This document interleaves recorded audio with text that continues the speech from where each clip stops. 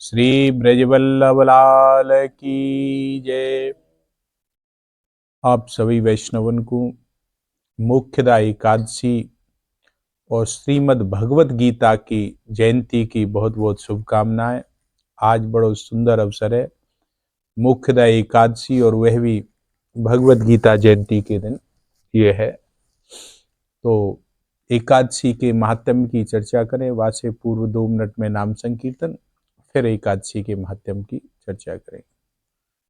राधे राधे गोविंद गोविंद राधे, राधे राधे गोविंद गोविंद राधे, राधे राधे गोविंद गोविंद राधे, राधे राधे गोविंद गोविंद राधे, राधे राधे गोविंद गोविंद राधे, राधे राधे गोविंद गोविंद राधे, राधे राधे गोविंद गोविंद राधे, राधे राधे गोविंद गोविंद राधे, राधे राधे गोविंद गोविंद राधे,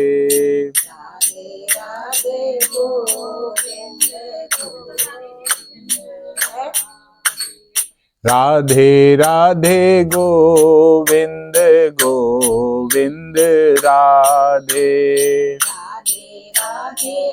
राधे राधे गोविंद गोविंद राधे, राधे राधे गोविंद गोविंद राधे,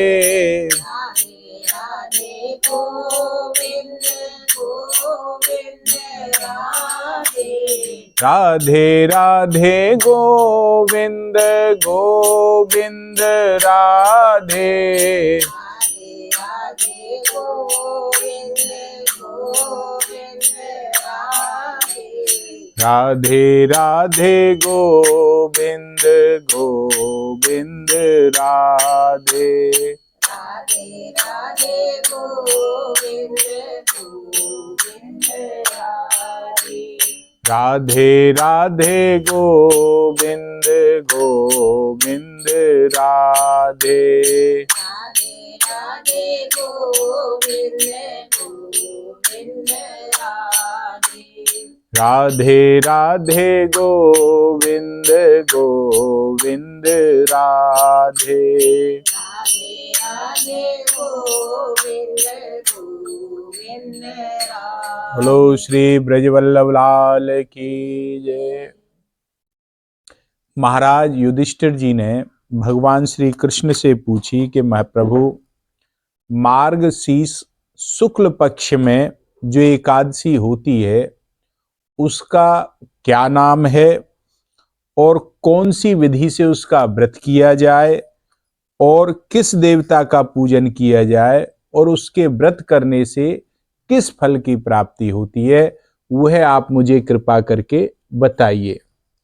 तो भगवान श्री कृष्ण बोले, हे नृपश्रेष्ठ, मैंने आपको पूर्व में मार्गशीर्ष कृष्ण पक्ष में होने वाली उत्पन्ना एकादशी के महात्म्य के बारे में बताया।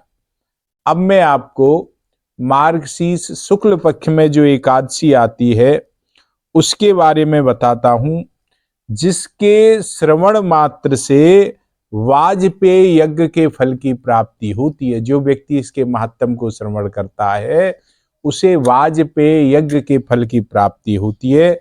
इसका नाम मोक्षा एकादशी है, मोक्ष देने वाली एकादशी है, जो कि सब पापों का हरण, किसी भी प्रकार का पाप हो सभी प्रकार के पापों का हरण करने वाली है। राजन, उस एकादशी के दिन यत्न पूर्वक तुलसी की मंजरी तथा धूप दीप से भगवान दामोदर का पूजन करना चाहिए और पूर्वोक्त विधि से ही दशमी और एकादशी के नियम का पालन करना चाहिए। मोक्षा एकादशी जो है यह बड़े बड़े पातकों का नाश करने वाली है और एकादशी के दिन रात्रि में जागरण करके भगवत नाम का कीर्तन करना चाहिए, गीत गाना चाहिए, नृत्य करना चाहिए, स्तुति जागरण करना चाहिए। जिसके पितर पाप करने के कारण नीच योनियों में पड़े हैं अर्थात नरक में पड़े हैं, इसका एकादशी का कोई व्रत रख के और उसका पुण्य अपने पितरों के निमित्त दान कर दे तो उनके पितरों को मोक्ष की प्राप्ति हो जाती है महाराज। ऐसी ये एकादशी है, इसमें तनिक भी संदेह करने की जरूरत नहीं है, ये सत्य है।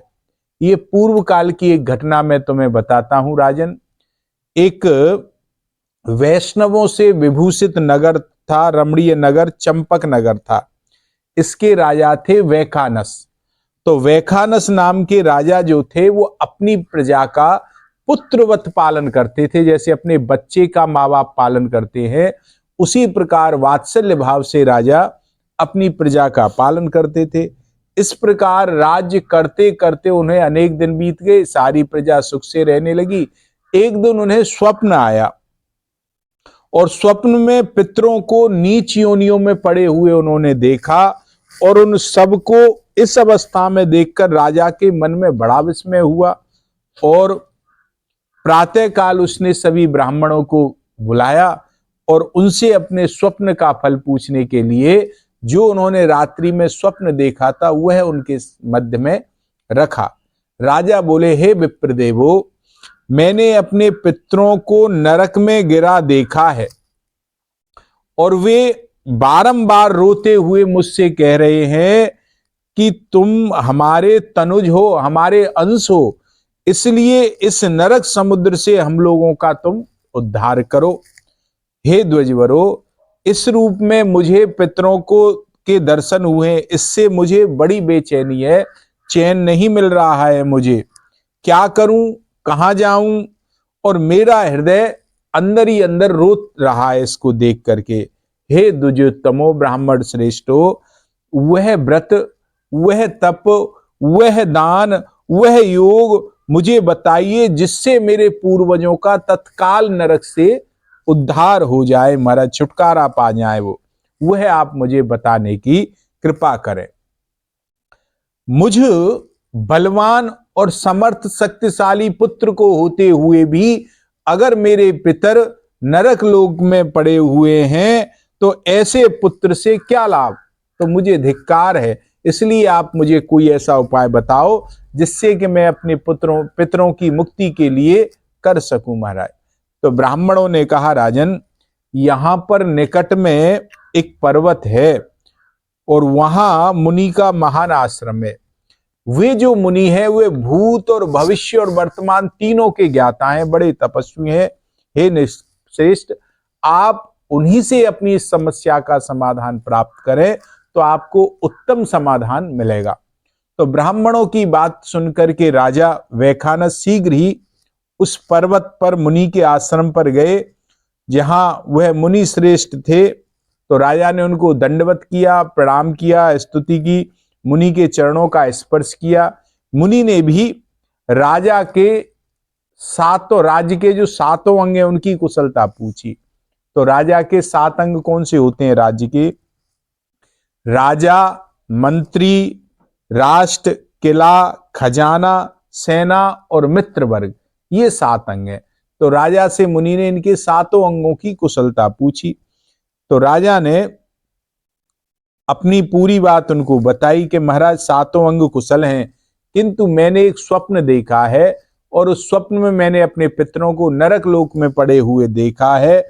अब बताइए किस पुण्य के प्रभाव से मेरे पितरों की मुक्ति हो सकती है, बताइए।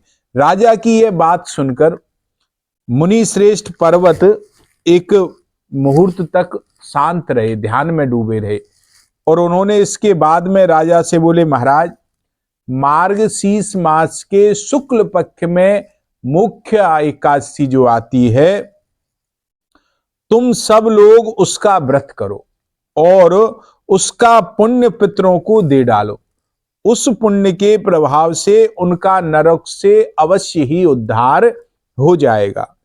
भगवान श्री कृष्ण कहते हैं युधिष्ठिर जी से, महाराज मुनि की यह बात सुनकर राजा पुनः अपने घर लौट आया और जब उत्तम मार्गशीर्ष मास आया, उसमें शुक्ल पक्ष आया, तो राजा वैखानस ने मुनि के कथानुसार मुख्य एकादशी का व्रत किया और उसका पुण्य जो था समस्त अपने पितरों सहित पिता को दे दिया। और पुण्य देने के ही क्षण भर में आकाश से फूलों की वर्षा होने लगी और वैखानस के पिता पितरों सहित नरक से छुटकारा पा गए और आकाश में आकर राजा के प्रति वह पवित्र वचन बोले कि बेटा तुम्हारा कल्याण हो, तुमने हमारी नरक से मुक्ति करा दी। यह कहकर वे स्वर्ग में चले गए। तो भगवान कृष्ण बोले, राजन जो इस प्रकार इस कल्याणकारी कल्याणमयी मोक्ष एकादशी का व्रत करता है उसके पाप तत्काल नष्ट हो जाते हैं और मरने के बाद वह मोक्ष को प्राप्त करता है, इसलिए इसका नाम मोक्ष एकादशी है। यह मोक्ष देने वाली मोक्ष एकादशी मनुष्यों के लिए चिंतामणि के समान है, जैसा चिंतन करो वही मिल जाता है। तो ये समस्त कामनाओं को पूर्ण करने वाली है। इस महात्म्य के पढ़ने और सुनने से वाजपेयी यज्ञ का फल मिलता है। ये मैंने तुम इसका फल बताया, ये मुख्य एकादशी का फल है। बोलो श्री कृष्णाय नमः। 2 मिनट नाम संकीर्तन, फिर विश्राम है।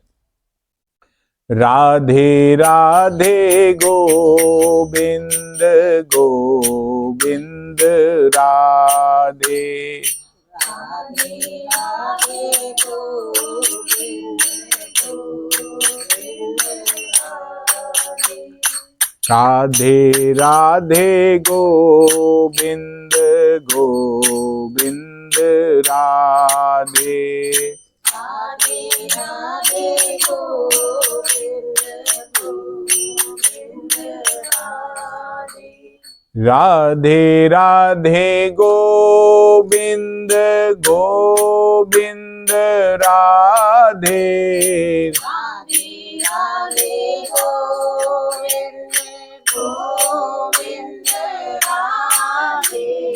राधे राधे गोविंद गोविंद राधे, राधे राधे गोविंद गोविंद राधे, राधे राधे गोविंद गोविंद राधे राधे, राधे गोविंद गोविंद राधे, राधे राधे गोविंद गोविंद राधे राधे, राधे गोविंद गोविंद राधे। राधे राधे गोविंद गोविंद राधे।